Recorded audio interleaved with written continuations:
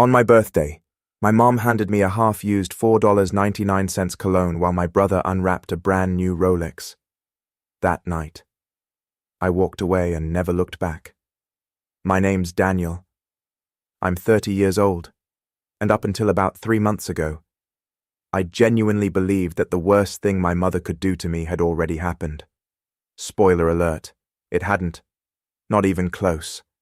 But I'm getting ahead of myself. Let me start from the beginning so you can fully appreciate the spectacular train wreck. That was my 30th birthday party. I grew up in a small town outside of Columbus, Ohio, the kind of place where everybody knows everybody. Friday nights revolve around high school football, and your parents' reputation follows you around like a shadow you didn't ask for. My mum, Patricia, was the queen of appearances, church every Sunday, block party organizer, the woman who always brought the best casserole to every potluck. On paper, she was the perfect mother. 2 sons, a nice house with a wraparound porch, and a husband named Gerald who worked at a manufacturing plant for 32 years before his heart gave out when I was 19. Dad was a good man, quiet, steady, the kind of guy who showed love by fixing your car at 6:00 in the morning without being asked. I miss him every single day. Then there's my brother, Travis. Travis is 2 years younger than me and has been the golden child since approximately birth. I'm not exaggerating. There are literally more baby photos of Travis in my mother's house than there are of me. I counted once during Thanksgiving when I was 16, which in hindsight is kind of a depressing thing for a teenager to do, but it confirmed what I already knew. Travis got 43 framed photos throughout the house. I got 11, and 2 of those 11 were group shots where you could barely see my face. Now look, I'm not saying my mum didn't love me. I think she did in her own limited way. But there was always this invisible ranking system in our house, and I was never at the top. Travis was the athlete, the charmer. He could walk into a room and everyone would gravitate toward him like he had his own magnetic field. I walked into rooms and people would say, "Oh, you're Travis's brother," every single time at school, at church, at the grocery store. I became an extension of someone else before I ever got to be my own person. The favoritism was subtle when we were kids. Travis got the new bike. I got the hand-me-down. Travis got to pick the restaurant on his birthday. I got told we were going wherever. Mum already made reservations. Small stuff that you can rationalize when you're young. You tell yourself it's not a big deal. That Mum loves you both the same, and Travis just needs more attention because he's younger. You build these little stories in your head to make it okay. But then we grew up and the story stopped working. When Travis graduated high school, Mum threw him a massive party, rented out the backyard of our church, hired a DJ, invited half the town. She gave a speech that made people cry. When I graduated 2 years earlier, we went to Applebee's, the 5 of us, and Mum spent most of dinner talking about how Travis had just made varsity baseball as a sophomore. At my graduation dinner, college was the same pattern. Travis wanted to go to Ohio State and Mum found a way to help him with tuition, even though money was tight after Dad passed. Took out a loan, dipped into savings, made it work. When I'd asked about help with community college 2 years before that, she told me I needed to learn financial responsibility. I was working at a hardware store making $9.50 of 50 cents an hour and eating ramen 4 nights a week. But sure, financial responsibility. Got it. I ended up putting myself through school. Associate's degree first. Then I transferred to a state university and got my bachelor's in accounting. It took me 6 years instead of 4 because I was working full-time the entire way through. But I did it. When I graduated, Mom said, "That's nice," and then asked if I could help Travis move into his new apartment that weekend. No party, no speech, no Applebee's. Just "that's nice." By the time I turned 30, I had spent my entire life collecting these small, quiet injuries, and I'd gotten really good at pretending they didn't hurt. I had a decent job at an accounting firm, a small apartment, a couple of good friends, and a dating life best described as intermittently hopeful. I was doing fine. I was always just doing fine. So, When Mum called me in September and said she wanted to throw a joint birthday party for me and Travis since our birthdays are only 10 days apart, I actually felt something I hadn't felt in a while. Hope. Stupid, childish hope. She said she wanted to do something special since I was turning 30 and Travis was turning 28. She said, and I'm quoting her here, "I want to celebrate both my boys properly this year. Both my boys properly." Those words meant something to me. They shouldn't have, because history had taught me better, but they did. The party was at Mum's house on a Saturday in October. She decorated the whole place, streamers and balloons and a banner that said, "Happy birthday, Daniel and Travis." My name was first on the banner.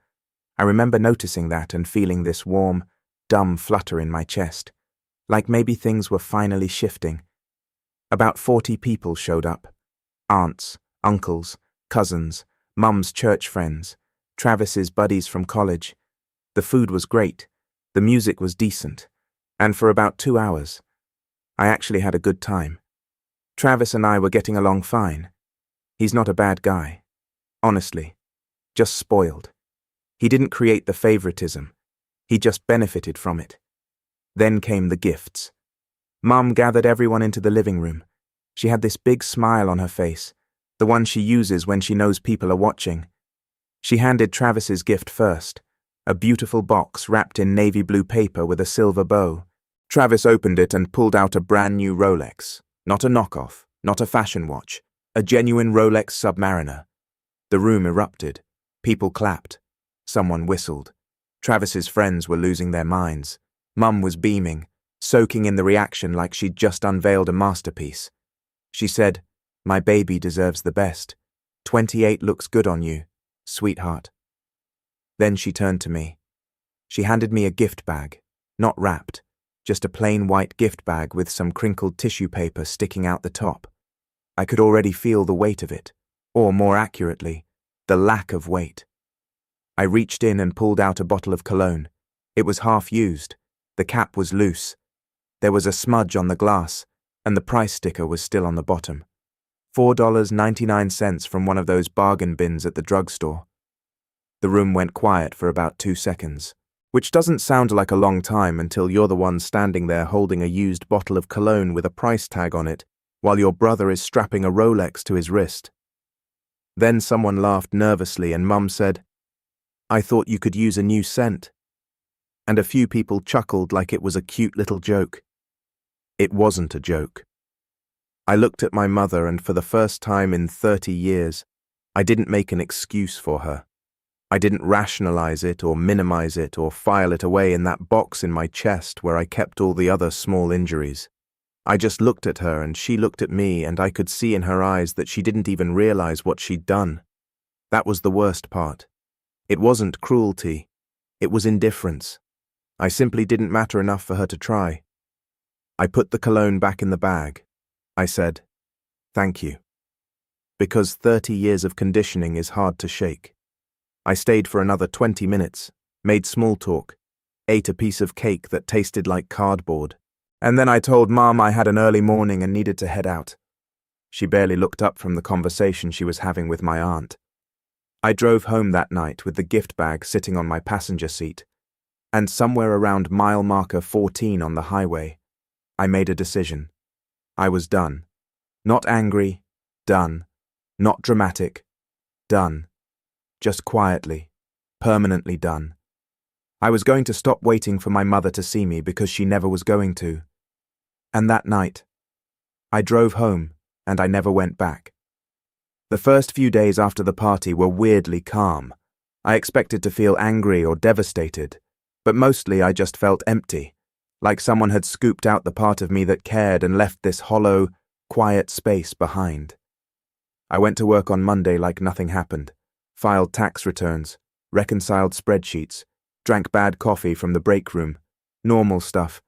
Mum didn't call on Sunday. She didn't call on Monday either. By Wednesday, I realized she probably wouldn't call at all. And the funny thing is that didn't surprise me. What surprised me was that Travis did. He called me Wednesday evening while I was making dinner, which for the record was a frozen burrito because I'm a 30-year-old man living his best life. Travis's voice had that careful tone people use when they know they're walking into a minefield. But they left their map at home. He said, "Hey, man, you left kind of early Saturday. Everything okay?"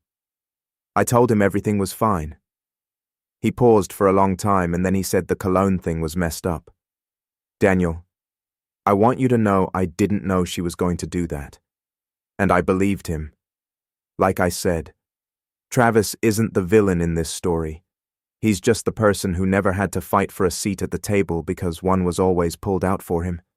But the fact that even Travis recognized how bad it was told me everything I needed to know. If the golden child is cringing, the situation is beyond repair." I told Travis I appreciated him calling and I meant it. Then I changed the subject. We talked about football for 10 minutes and that was that. The consequences of my silence started showing up about 2 weeks later. Mum finally called me on a Thursday, not to check in, not to apologize, but to ask if I could help her move some furniture because she was redecorating the guest room. She talked for 6 minutes straight without once asking how I was doing. I know it was 6 minutes because I watched the clock on my microwave the entire time. When she finished, she said, "So, can you come by Saturday morning?" I said, "No." That one syllable caused a silence so loud I thought my phone had disconnected. My mother was not accustomed to hearing the word no from me. I had spent 3 decades being the reliable one, the one who showed up, who never complained, who helped move furniture and fixed leaky faucets and drove her to appointments and never once asked for anything in return because I'd learned a long time ago that asking was just a creative way to set yourself up for disappointment. She said, "What do you mean, no?" I said, "I mean, no, I can't come by Saturday." She got quiet and then she did what she always did when she didn't get her way. She guilt-tripped. "I don't ask you for much. Daniel, your father isn't here anymore, and I'm just one woman trying to keep this house together. I thought I could count on my son. A year ago, that would have worked. But something had shifted inside me after that party. Some internal load-bearing wall had finally collapsed, and the guilt just bounced off. I told her I was sorry, but I couldn't make it, and I hung up. Over the next month, I pulled back in ways I hadn't planned, but couldn't seem to stop. I didn't call Mum. I didn't visit. I skipped Sunday dinner for the first time in probably 5 years. I stopped being the person who initiated every interaction, and what I discovered was devastating in its simplicity. When I stopped reaching out, nobody reached back. The thing about being the family workhorse is that nobody notices the work until it stops. I've been holding things together for so long that everyone assumed the things just held together on their own. Mum's gutter was cleaned because magic. Her taxes were filed correctly because the IRS was just really helpful. Her car got its oil changed on schedule because the automotive ferry visited every 5,000 miles. It was all me and none of them ever thought about it. Thanksgiving was the real test. Mom called me the week before and for a second I thought maybe this would be different. Maybe the distance had made her reflect. She said, "Daniel, I need you here early on Thursday to help set up. I'm doing a 22-pound turkey this year and I need someone to lift it into the oven. Travis is bringing his girlfriend and I want everything to be perfect. Not I miss you. Not I'm sorry about the birthday. Just I need you to be the muscle for a turkey so your brother's girlfriend is impressed." I said I wasn't coming to Thanksgiving. The explosion that followed was something I'd been bracing for my entire life.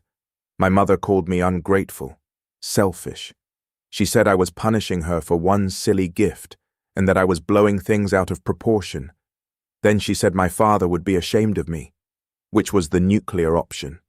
The one card she kept in reserve for when nothing else worked. She knew exactly where to aim that one. I didn't yell. I didn't cry. I just waited until she was done. And then I said something I'd been carrying around for a very long time. I said, "Mum, why did you give Travis a Rolex and give me a used bottle of drugstore cologne with the price tag still on it?" "Silence," I said. "I'm not asking to start a fight. I genuinely want to understand." We were standing in the same room at the same party for the same occasion, and you gave your 28-year-old son a luxury watch and your 30-year-old son a $4 bottle of half-used cologne. What? She stammered and then said, It wasn't half-used. It was barely opened, and I thought you'd like the scent. That was her answer after 30 years of being second place. Her defense was that the cologne was barely opened. I said, I don't think you even see it. Mum, and I think that's worse than if you did it on purpose. She told me I was being dramatic. She said, I'd always been too sensitive that Travis didn't get special treatment. I just perceived it that way because I had issues. She actually used the word issues. Like my problem wasn't that she'd publicly humiliated me in front of 40 people, but that I had some kind of psychological defect that made me notice it. I said, I'm not coming to Thanksgiving. Mom, I hope you have a nice time. I hung up before she could say anything else. Then I sat at my kitchen table for a really long time. I thought about my dad. I thought about what he'd say if he could see all of this. I thought about that banner at the party that had my name first, and how stupid I'd been to think it meant something. Then I did something I hadn't done since my father's funeral. I cried. Not the pretty single tear kind. The ugly kind where your whole body shakes and afterward your face looks like you lost a fight with a beehive. I sat there and I grieved. Not just for the birthday, but for all of it. Every overlooked moment, every unattended graduation, every time she looked right through me to see Travis standing behind me. When I was done, I washed my face and made myself a sandwich. The apartment was still quiet, but it didn't feel heavy anymore. It felt like mine. The next morning, my Aunt Carolyn called. Mom had told the family I was going through something and refusing to come to Thanksgiving. I told Carolyn the truth. All of it. She listened without interrupting, and when I was done, she said something that cracked me open all over again. She said, Honey, your daddy saw it, too. He talked to her about it more than once. She just never listened. My father knew. He tried to fix it and she didn't care enough to change. That was the moment I realized I wasn't just taking a break from my mother. I was done for real. Permanent. Pack up the emotional baggage and leave. Done. And for the first time, I didn't feel guilty about it. I felt free. Here's what nobody tells you about cutting off your family. The first 2 weeks feel like liberation. You walk around with this lightness in your chest, like you've been carrying a backpack full of rocks your entire life. And you finally put it down. You sleep better. You think clearer. You stop flinching every time your phone rings. Then week 3 hits and the loneliness shows up like an uninvited guest who brought luggage. Thanksgiving came and went. I spent it alone in my apartment eating a rotisserie chicken from the grocery store and watching football. It wasn't sad exactly. It was actually kind of peaceful. But there were moments where the silence got a little too thick, and I'd catch myself reaching for my phone to call someone. Not Mom. Not Travis. Just anyone who might remind me that I existed outside of my own 4 walls. December was rough. The holidays have a way of highlighting exactly who's in your life and who isn't. And my list was shorter than I wanted to admit. I had a couple of buddies from college, Jake and Connor, who I grabbed beers with every few weeks. I had co-workers who were friendly but not friends. And I had a dating history best described as a series of almost relationships that fizzled out somewhere between the 3rd date and the so what are we conversation. I was 30 years old, newly estranged from my family and eating Christmas dinner alone at a Chinese restaurant, like I was auditioning for the world's most depressing rom-com. But here's the thing about hitting bottom once you're there. The only direction is up in January. I made a decision. If nobody was going to invest in me, I was going to invest in myself. Not in a cheesy motivational poster way, in a practical sit-down and make a plan way. I was an accountant. I knew how to look at numbers and figure out where the deficiencies were. So, I did the same thing with my life. The first thing was my career. I'd been coasting, doing the minimum, collecting my paycheck, going home. So, I talked to my boss, a woman named Claire, who had always been straightforward with me in a way I respected, and I told her I wanted more responsibility. I asked about the CPA exam, about advancement tracks, about what it would take to move up. Claire looked at me like she'd been waiting for me to ask that question for 2 years. She said, "Daniel, you're one of the most detail-oriented people on this team, and you've been hiding in the corner like you're afraid someone's going to notice you. Stop hiding." Then she handed me a stack of study materials and told me the firm would cover half the exam fees if I passed on the first attempt. I studied every night for 3 months. My social life consisted of practice problems and flashcards. Jake told me I was becoming a hermit. I told him I was becoming a CPA, which was arguably worse from a social standpoint, but significantly better from a financial one. I passed the exam in April, first attempt, all 4 sections. Claire shook my hand and told me there was a senior position opening up in May, and she was recommending me for it. The raise was significant, not life-changing money, but enough to make me feel like the ground under my feet was getting more solid.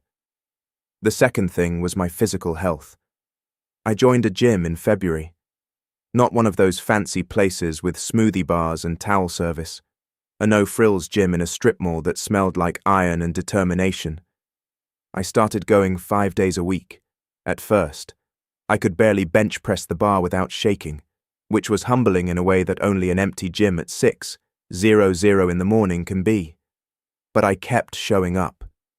That's the secret. You don't have to be good at it. You just have to keep showing up. By May, I looked different.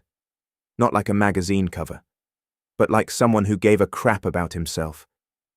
It turns out that when you stop pouring all your emotional energy into people who don't value you, you suddenly have a lot of fuel left over for yourself. The third thing was the hardest.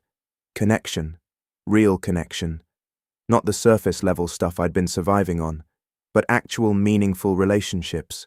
This was terrifying because if there's one thing growing up invisible in your own family teaches you, it's that being seen is dangerous.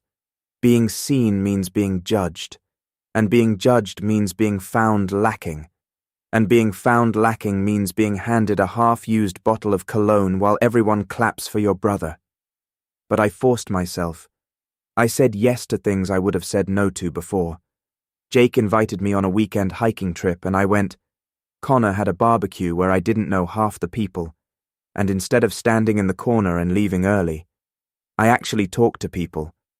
I joined a recreational basketball league at the community center, which was hilarious because I am not a gifted basketball player, but the guys on the team didn't care. They just wanted someone who'd show up on Wednesdays. It was at one of those basketball games that I met Paige. She was there watching her brother play on the opposing team, dark hair pulled back in a ponytail, a University of Michigan hoodie about 3 sizes too big, and this laugh you could hear from across the gym. After the game, her brother introduced us. His name was Adam, and apparently I'd accidentally elbowed him in the ribs during the second quarter, so he figured the least I could do was meet his sister. I apologized for the elbow, Paige said. Don't worry about it. He's dramatic, Adam said. She's single. By the way. Paige turned red. I turned red. Adam looked very pleased with himself. We met for coffee the next week at a place downtown that served those obnoxiously large muffins that require a structural engineering degree to eat properly. We talked for 3 hours. She was 28, worked as a physical therapist, had grown up in Michigan, loved horror movies, hated cilantro with a passion that bordered on clinical, and had this way of listening that made you feel like what you were saying actually mattered. We went on a second date 4 days later, then a third. Then it stopped being individual dates and started being a relationship. The way those things happen when you're not paying attention. Like a plant you forgot you watered suddenly blooming on your windowsill. I told Paige about my family on our 5th date. We were sitting on her couch watching a movie and she asked about my parents. The way people do when they're getting to know you, and it all just came out. The favoritism, the birthday, the cologne, the estrangement. She didn't interrupt. She didn't tell me I was overreacting. When I was done, she said, "That's not okay. Daniel, none of that is okay." 5 words. 5 simple words that I'd needed to hear from someone my entire life. Not "you're being too sensitive." Not "family is family." Just a clear, unambiguous acknowledgement that what happened to me was wrong. By summer, my life looked completely different than it had the previous October. I had a new title at work. A relationship with the woman who made me laugh until my stomach hurt. A body that felt strong. And a circle of friends who actually enjoyed my company. The kitchen table where I used to sit alone eating frozen burritos was now where Paige and I made dinner together, arguing about whether garlic bread counted as a vegetable. She said no. I said it had garlic in it, which grows in the ground, so technically yes. She said that's not how nutrition works. I said she was being closed-minded. I was happy. Actually, genuinely happy. Not the "I'm fine" happiness I'd been faking for years. The real kind that sits in your chest like a warm light instead of a clenched fist. And that's when my mother decided she wanted me back. The call came from Travis on a Sunday morning in August. I was making pancakes in Paige's kitchen, which had become our weekend ritual. She handled the coffee, I handled the batter, and we both pretended that my pancakes weren't consistently lopsided. She called them artisan-shaped. I called them evidence of my limitations. Travis's voice had that careful tone again. He said, "Hey, so Mum's been asking about you a lot lately. Like a lot. She's been different. Dan, I flipped a pancake that was shaped roughly like the state of Texas. Different how?" He hesitated. "She cries sometimes out of nowhere. She was going through old photo albums last week and just started sobbing in the living room. She keeps saying she doesn't understand what she did wrong." I said, "Travis, she gave me a used bottle of cologne from the bargain bin in front of 40 people while you got a Rolex. She knows what she did wrong. She just doesn't think it should matter." Travis was quiet for a long time. Then he said something that surprised me. "You're right. I've been thinking about it a lot. The Rolex thing was bad, but it wasn't just the Rolex. It's everything. It's always been everything. I see it now. And I'm sorry I didn't say something sooner." That was the first time in my life that Travis had explicitly acknowledged the favoritism. Not danced around it, not minimized it. Just said it plainly. It meant more than I expected. He told me Mum wanted to have dinner, all 3 of us, at her house, so she could clear the air. She'd apparently been talking to Aunt Carolyn, who had shared some of what I told her, and it had hit Mum hard. Travis said she'd been going to church more, talking to the pastor, trying to understand where things went wrong. He said she seemed genuinely sorry. I told Travis I'd think about it. I'd learned that rushing into things with my mother was a guaranteed way to get hurt. That night, Paige and I talked about it. She was sitting cross-legged on the couch with a bowl of popcorn, wearing that thoughtful expression she gets when she's working through something complicated. The same face she makes doing a crossword puzzle. She said, "What would the dinner need to look like for it to be worth it to you?" That question stopped me cold because nobody had ever asked me that before. My entire life, every interaction with my family had been on their terms. Mum decided when we gathered, where, what we ate, what we talked about. Paige was asking me to figure out what I actually needed, instead of just showing up and hoping for the best. I said I need her to say it. Specifically, I need her to tell me what she did, why it was wrong, and what she's going to do differently. Not a speech. Just actually see me for once. Paige nodded. "Then that's your condition. You don't go to that dinner without it." I called Travis and told him I'd come, but I had terms. No small talk and pretending the last 10 months didn't happen. If Mum wanted to clear the air needed to actually get cleared. No deflecting, no guilt-tripping. No, "You're too sensitive." A real conversation. Travis relayed the message. 2 days later, he called back and said, Mum agreed. Dinner was set for the following Saturday. I spent that week preparing. I sat down and wrote out everything I wanted to say. Every incident, every slight. Every moment where I felt invisible. I organized it the way I organized tax files, methodical and detailed, because I knew that if I went in relying on emotion alone, she'd find a way to twist it. She could take your legitimate pain and reframe it as your personal weakness faster than anyone I'd ever met. So, I came with receipts. I also called Aunt Carolyn.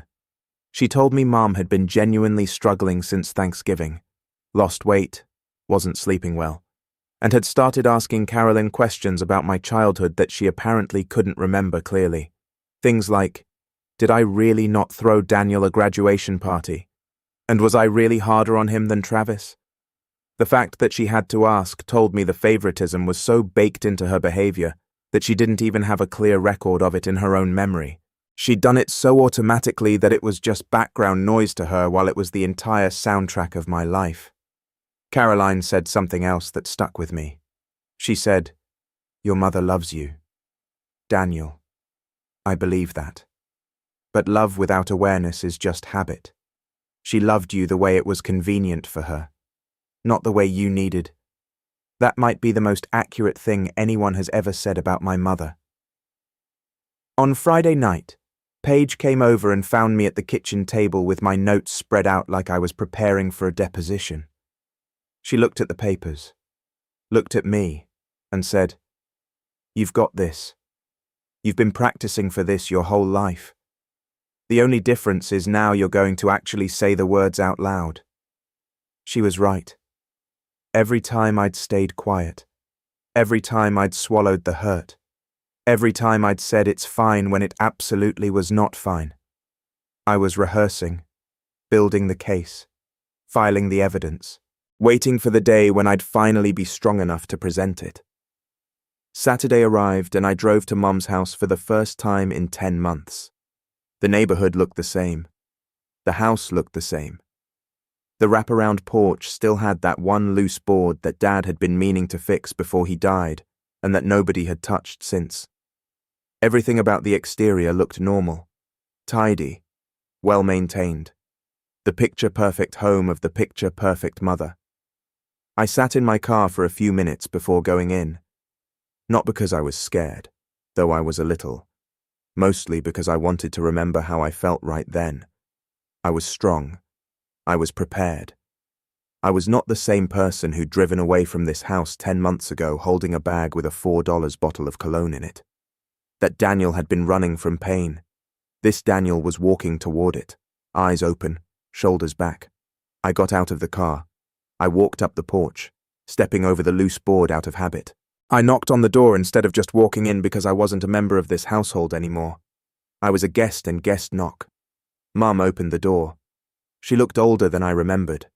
Her hair was grayer, her face thinner, and her eyes had this look that I can only describe as tired. Not sleepy. Tired. Life tired. She looked at me and her chin started trembling, and she said, "Hi, baby." I said, "Hi, Mum." Travis was already inside, sitting at the dining room table, looking like a man who desperately wished he were anywhere else. Mum had made pot roast, Dad's recipe, and I knew she'd chosen it on purpose. She was trying to invoke him to fill the room with his memory like a peace offering. We sat down. We ate in silence for about 4 minutes, which is approximately 3 minutes and 50 seconds longer than comfortable silence lasts before it becomes aggressive silence. I could hear the clock in the hallway ticking. I could hear Travis chewing. Then I put down my fork and I said, "Mom, I'm here because Travis said you wanted to clear the air, so let's clear it." She looked at me with those tired eyes, and for the first time in my life, I saw something in them that I'd never seen before. Fear. My mother was afraid of what I was about to say. And honestly, she should have been. I didn't yell. I didn't raise my voice at all. I spoke the way Claire had taught me to present quarterly numbers to clients. Clear, steady, backed by evidence, and impossible to argue with. I started with the photos. 43 to 11. I told her I'd counted when I was 16 and that I'd never forgotten the number. Her face changed when I said that. this flicker of something that might have been shame, but I didn't stop to let her respond. I went through it chronologically. Travis's graduation party versus Applebee's. The college tuition she found for Travis versus the financial responsibility lecture she gave me. The Sunday dinners where she'd spend 45 minutes talking about Travis's life and then ask me to pass the salt. The time she forgot to pick me up from a school event when I was 12 and didn't realize I was missing until Dad came home and asked where I was. The Christmas when she bought Travis a gaming console and gave me a gift card to a bookstore with $2.30 already spent on it. Even my gifts were second-hand. I told her about every single moment that had accumulated in my chest like sediment layer after layer. I told her about sitting in my car after the birthday party, about the cologne on the passenger seat, about the drive home where I decided I was done. I told her about Thanksgiving alone, Christmas alone, the rotisserie chicken, and the Chinese restaurant. Then I told her about Aunt Carolyn's phone call, that Dad had tried to talk to her about the favoritism, and she hadn't listened. That one landed hard. Mom's hand went to her mouth, and she made this small sound, almost a gasp. She didn't know that I knew. When I was done, the room was dead quiet. Travis was staring at his plate. Mom was staring at me. I could see the tears on her cheeks, but I didn't feel sorry for her. Not because I'm heartless, but because those tears were 30 years late, and we both knew it. I said, "Mum, I need to ask you something. Why? Why was it always Travis? What did I do wrong?" She broke. Not dramatically, not the way people do in movies. She just crumbled slowly like a wall that's been holding back water for too long. She put her hands flat on the table and said, "You didn't do anything wrong. Daniel, you never did anything wrong." I waited. She said, "You were so much like your father. Everything about you. The way you moved, the way you talked, even the way you'd sit at this table and be quiet while everyone else was loud. After your father died, looking at you was like looking at a ghost. Travis was easier. Travis was different enough that he didn't remind me of what I'd lost." The room was so silent. I could hear the pot roast cooling on the stove. She said, "I know that's not an excuse, but you asked me why, and that's the truth. I pushed you away because loving you meant facing the fact that Gerald was gone, and I wasn't strong enough to do both. I sat with that for a long time. Travis had his head in his hands. Mum was crying openly. Not the performative tears she used at church fundraisers, but the real kind you can't control. Here's the thing about getting the answer you've been waiting for your entire life. It doesn't fix anything. It explains it, and sometimes that's valuable. But the wound is still there. Understanding why someone hurt you doesn't undo the hurt," I said. I look like Dad. "That's why you couldn't love me the way you loved Travis." She said, "I did love you, Daniel. I do love you." I said, "I believe you. But loving someone and showing them they're loved are two different things, Mom. And you showed me every single day of my life that I came second. That damages a person. It damaged me." She nodded. She didn't argue. She didn't deflect. She didn't call me sensitive or dramatic. She just nodded. And that tiny act of acknowledgement was worth more than 1,000 apologies. Travis spoke for the first time. He said, "I should have said something a long time ago. I saw it. I always saw it, and I just went along with it because it was easier to be the favorite than to fight for what was fair. That's on me. Dan, I'm sorry." I looked at my brother, really looked at him, and I could see he meant it. This wasn't the charming golden child performing for a crowd. This was a 28-year-old man admitting he'd benefited from an unfair system and done nothing to challenge it. Mum asked me what she could do, not in a demanding way. She asked it like someone who genuinely didn't know the answer and was willing to hear a hard one. I said, "You can't fix 30 years. Mum, you can't give me back my graduation party or my college tuition or any of the holidays I spent alone. But you can start from right now. You can treat me like I matter. Not more than Travis. Not instead of Travis. just equally. That's all I ever wanted. She said, I will. I promise you I will. I said, I'm going to need you to show me, not tell me because I've heard your words my whole life, and they never match your actions. She agreed. She didn't like it, but she agreed. Then I told her about my life, the CPA, the promotion, the gym, the basketball league, about Paige. Mom's eyes widened and she said, You're seeing someone, with this mixture of surprise and hurt that told me she was just now realizing how much she'd missed. Not because I'd hidden it, because she'd never been interested enough to find out. I said, Her name is Paige. She's a physical therapist. She's smart and funny and she actually listens to me. You'd like her? Mom said. I'd love to meet her. I said, Maybe eventually if things go well between us first. That boundary cost me something. But I wasn't going to hand her the one good thing in my life until I was confident she wouldn't damage it. Trust is rebuilt in inches, not miles. That was 9 months ago. Mom and I are in contact. We talk once a week, and I've been over for dinner 3 times. She's trying. I can see it in the small things. The way she asks about my work.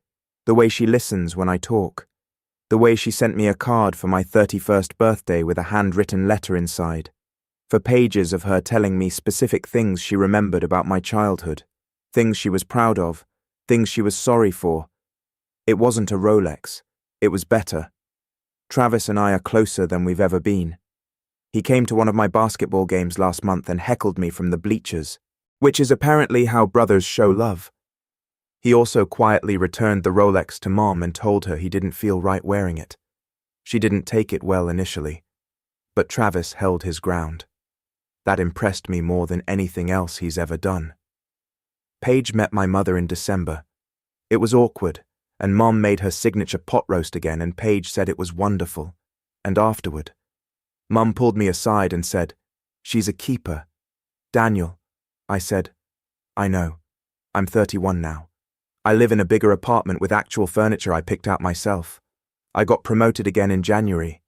I still go to the gym 5 days a week and I still can't make a pancake that's the right shape. But I'm working on it.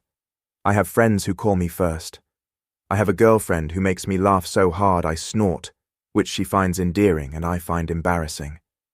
And I have a mother who is slowly, imperfectly, clumsily learning how to love me the way I needed all along. Is it enough? I don't know yet. Some days I think yes, and some days I catch myself waiting for the other shoe to drop. The trust isn't rebuilt, but the foundation is being poured one small moment at a time. And for the first time in my life, I'm not doing all the heavy lifting alone. The used cologne is still sitting on a shelf in my bathroom closet. Paige asked me once why I kept it, and I told her it's a reminder not of how small my mother made me feel, but of the moment I decided I was worth more than $4.99.